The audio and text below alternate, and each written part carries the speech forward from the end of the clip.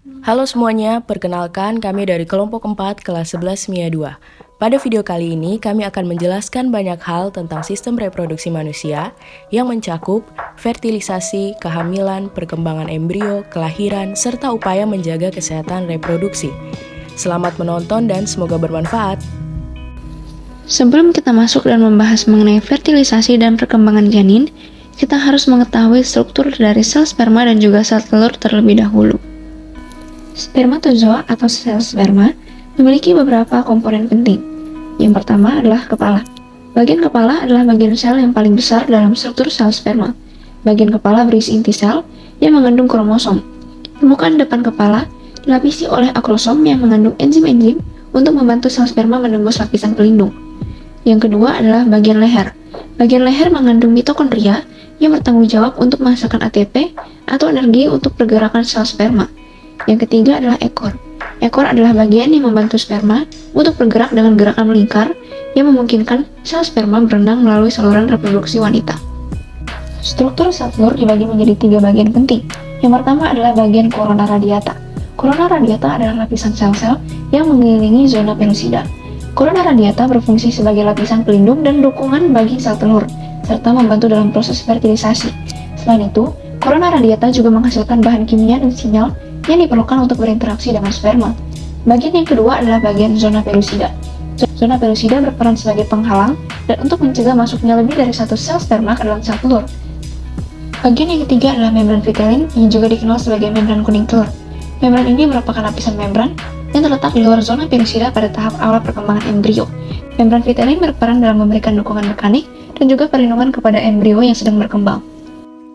Sel sperma dan sel telur yang melebur akan menghasilkan zigot dalam proses yang disebut fertilisasi. Berikut merupakan proses terjadinya fertilisasi. Sekitar 300 juta sperma masuk ke vagina, tapi jutaan dari mereka akan langsung keluar dari vagina atau mati karena perbedaan tingkat keasaman.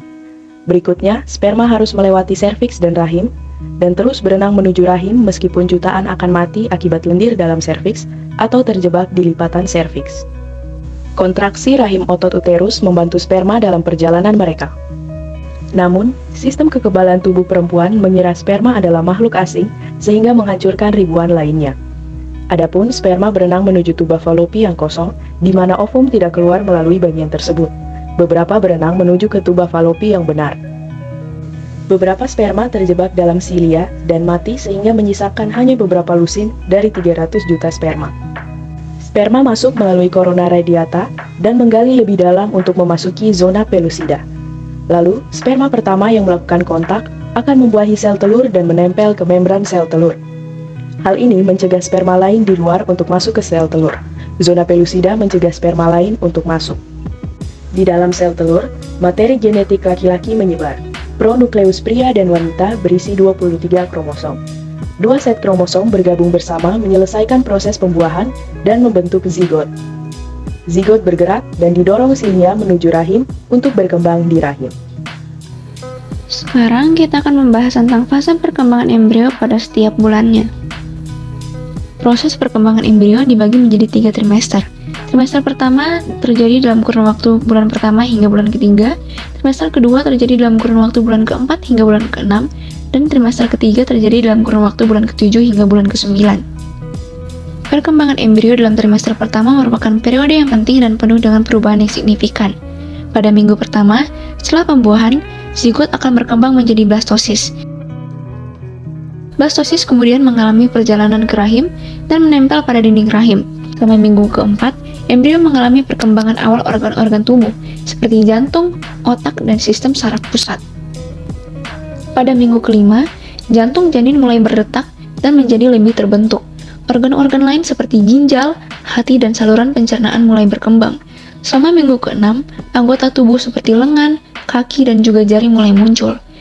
Pada akhir trimester pertama, organ-organ utama telah terbentuk dan janin akan berukuran sekitar 7 hingga 9 cm. Pada bulan keempat, wajah bayi sudah mulai terbentuk dengan sempurna. Mata dan telinga janin telah terbentuk dan menetap permanen. Lalu terjadi perkembangan yang pesat pada otak janin saat bulan kelima kehamilan. Sumsum tulang juga mulai memproduksi sel darah merah, sedangkan ginjalnya terus menghasilkan air seni. Di bulan berikutnya, bulan ke-6, Kulitnya sudah mulai berwarna merah karena ada pembuluh darah dan arteri yang berkembang. Tanda-tanda awal tumbuhnya gigi mulai muncul di antara barisan gusinya. Pembuluh darah dalam paru-parunya mulai berkembang untuk menyiapkan pernapasan dan menelan cairan amnion secara teratur. Perkembangan embrio pada bulan ke-7. Janin sudah dapat merespon cahaya, merasakan sakit, mendengar suara, dan mengubah posisi tubuhnya. Selain itu, jaringan lemak dalam tubuhnya juga berkembang dengan pesat di bulan ini. Memasuki usia ke-8 bulan, organ dalam sudah berkembang lebih baik. Salah satu organ yang sudah terbentuk tetapi belum sempurna adalah paru-paru. Sementara itu, bagian otak berkembang lebih pesat dibandingkan bulan sebelumnya. Ketika berusia 9 bulan, tubuh janin sudah terbentuk lebih sempurna. Pada usia ini, kepala janin sudah menghadap jalan lahir dan bokongnya telah menempati bagian atas rahim ibu untuk mempersiapkan diri menjalani proses persalinan.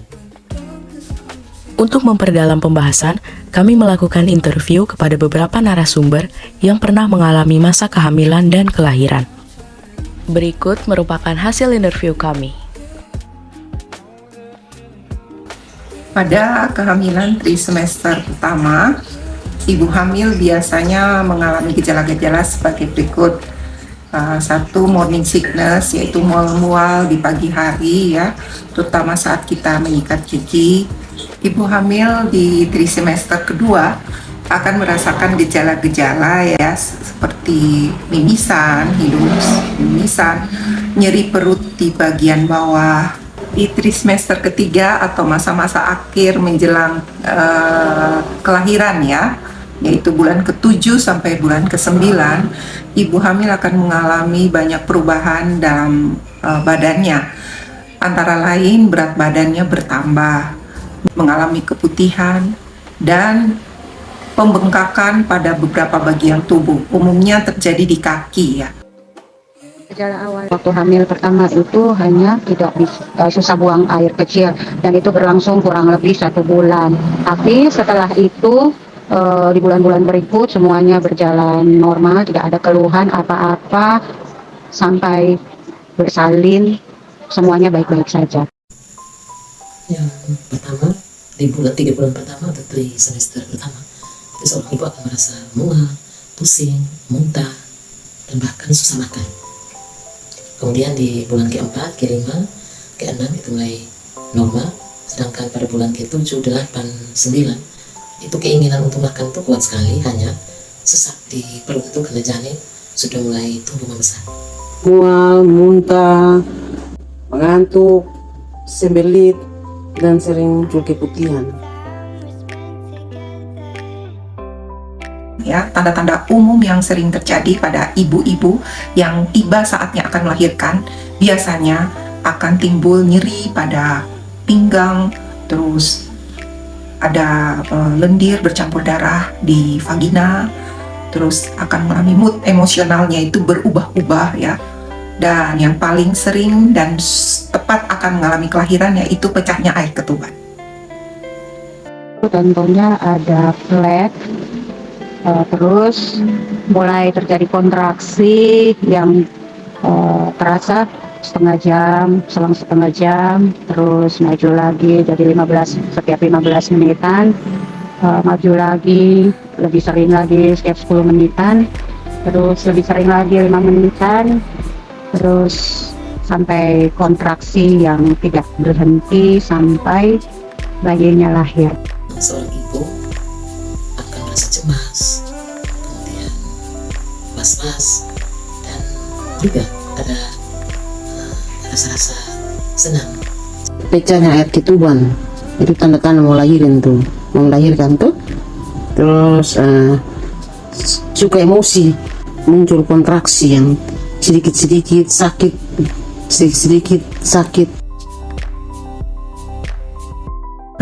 Adalah bahwa rasa syukur itu timbul karena kita merasa kita dipercaya oleh Tuhan untuk merawat anak yang Tuhan karuniakan pada kita, dan itu melalui proses yang tidak pendek ya, dari saat melahirkan, dari saat kita merawat, dan juga masa-masa kehamilan itu ada begitu banyak fase yang harus dilewati, di mana butuh perjuangan seorang ibu. Dan apabila tiba saatnya melahirkan, akan timbul rasa syukur bagaimana seorang makhluk hidup bisa kita dapatkan, diperoleh dari Tuhan melalui proses melahirkan. Dan di situ akan timbul rasa penuh tanggung jawab bagaimana kita bisa merawat, mendidik, mengasuh anak yang kita lahirkan supaya kelak bisa menjadi anak yang sehat, anak yang takut akan Tuhan, dan tentu saja adalah bersyukur bisa hamil, bersyukur bisa melewati masa kehamilan dengan baik, terus bisa melahirkan dengan normal, anaknya sehat, anaknya selamat. Bersyukur juga bisa merawat anak-anak sendiri dengan baik juga.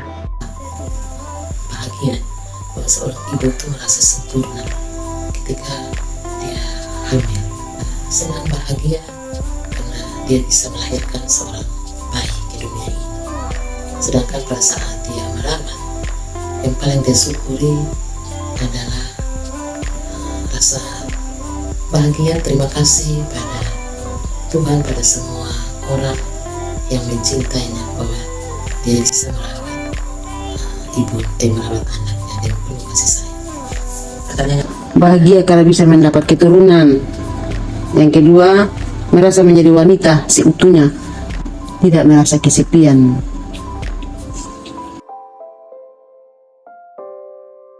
Seorang ibu harus menjaga tubuhnya, harus merawat tubuhnya. Salah satunya yaitu dengan menjaga agar tidurnya cukup, menghindari alkohol, makan makanan yang bergizi, dan menghindari stres.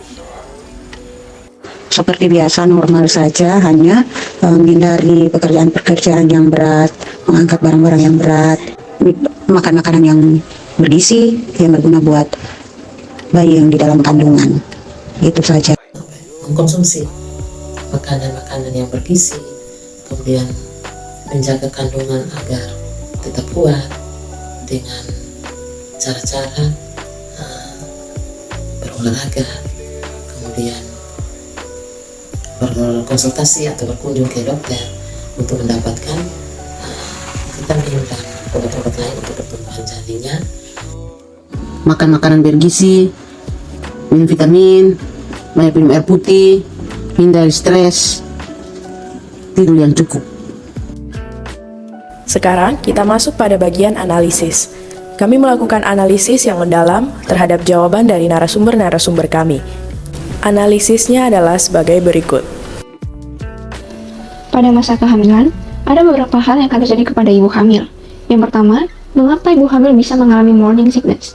Morning sickness atau mual dan muntah pada pagi hari adalah salah satu gejala umum yang dialami oleh sebagian besar ibu hamil, terutama pada trimester pertama kehamilan. Meskipun nama gejala ini mengidentifikasikan bahwa mual terjadi hanya di pagi hari, sebenarnya mual dapat terjadi kapan saja sepanjang hari. Meskipun penyebab pasti morning sickness belum sepenuhnya dipahami, ada beberapa faktor yang diduga berperan dalam timbulnya gejala ini. Yang pertama ialah perubahan hormon. Selama kehamilan, terjadi peningkatan produksi hormon seperti human chorionic gonadotropin dan estrogen. Hormon-hormon ini dapat mempengaruhi sistem pencernaan dan memicu mual dan muntah. Yang kedua adalah perubahan sensitivitas penciuman. Selama kehamilan, indera penciuman ibu hamil dapat menjadi lebih sensitif. Bau-bauan yang sebelumnya tidak mengganggu dapat memicu mual dan juga muntah. Yang ketiga adalah perubahan metabolisme. Selama kehamilan, terjadi perubahan dalam metabolisme tubuh ibu hamil, termasuk penurunan kadar gula darah.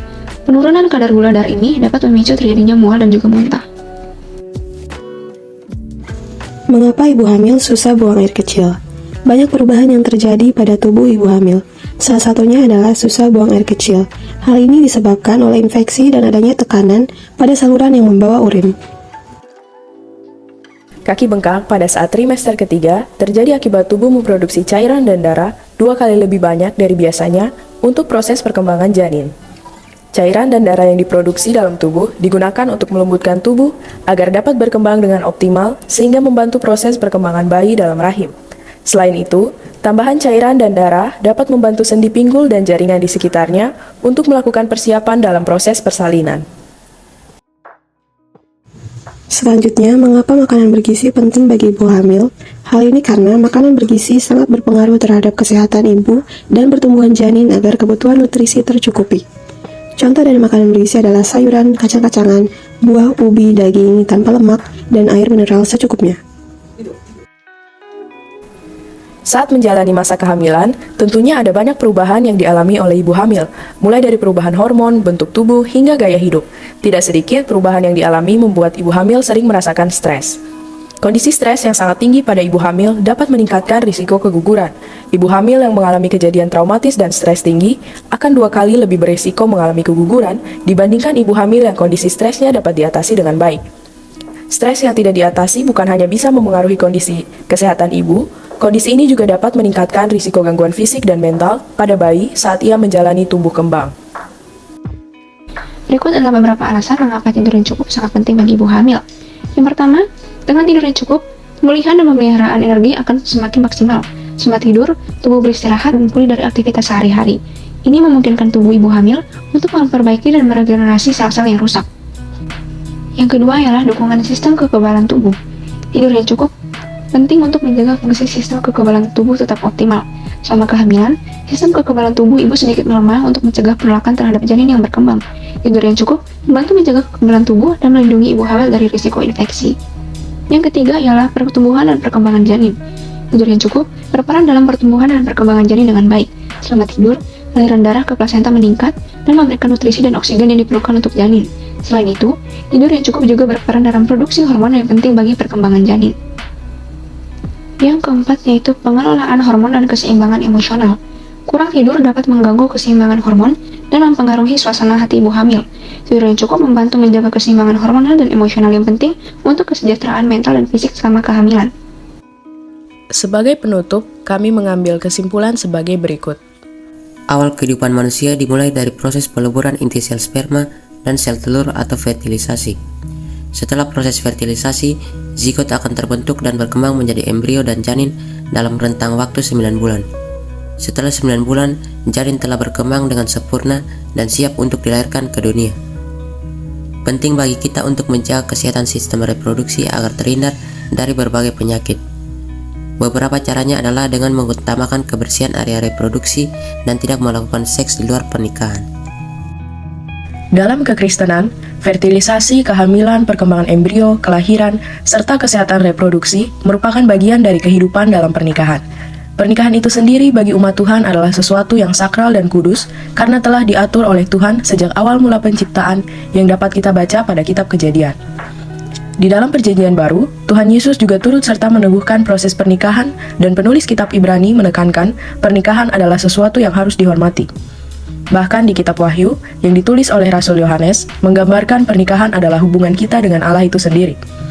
Dengan demikian, fertilisasi, kehamilan, perkembangan embrio, kelahiran, serta kesehatan reproduksi merupakan bagian dari pernikahan yang harus dijaga kekudusannya, sama seperti kekudusan dan kesakralan dari suatu pernikahan. Upaya dalam menjaga kesehatan organ reproduksi. Yang pertama adalah mengutamakan kebersihan organ reproduksi dengan cara pakai handuk bersih dan kering, memakai celana dalam dengan bahan yang menyerap keringat, pakaian dalam diganti minimal 2 kali dalam sehari, dan ketika sedang haid, gantilah pembalut maksimal 4 jam sekali. Selanjutnya, mengonsumsi makanan yang sehat dan bergizi, lalu mengelola stres. Stres berlebihan dapat menyebabkan gangguan kesuburan. Karena itu, jika merasa stres, lakukan relaksasi atau hal-hal yang membuat senang. Yang keempat adalah menjaga berat badan ideal sesuai dengan indeks massa tubuh. Karena berat badan yang berlebih atau terlalu rendah dapat mengganggu ovulasi dan produksi hormon. Selanjutnya, tidak minum minuman beralkohol dan tidak merokok. Hindari penggunaan obat-obatan dan suplemen, termasuk obat herbal di luar anjuran dokter. Dan yang terakhir, tidak melakukan seks sebelum nikah atau yang berisiko, yaitu hubungan seks tanpa kondom dan sering berganti pasangan seksual guna mencegah penyakit menular seksual. Semoga video ini bermanfaat dan meningkatkan kesadaran bagi kita untuk menjaga kesehatan reproduksi. Terima kasih sudah menonton. Tuhan Yesus memberkati.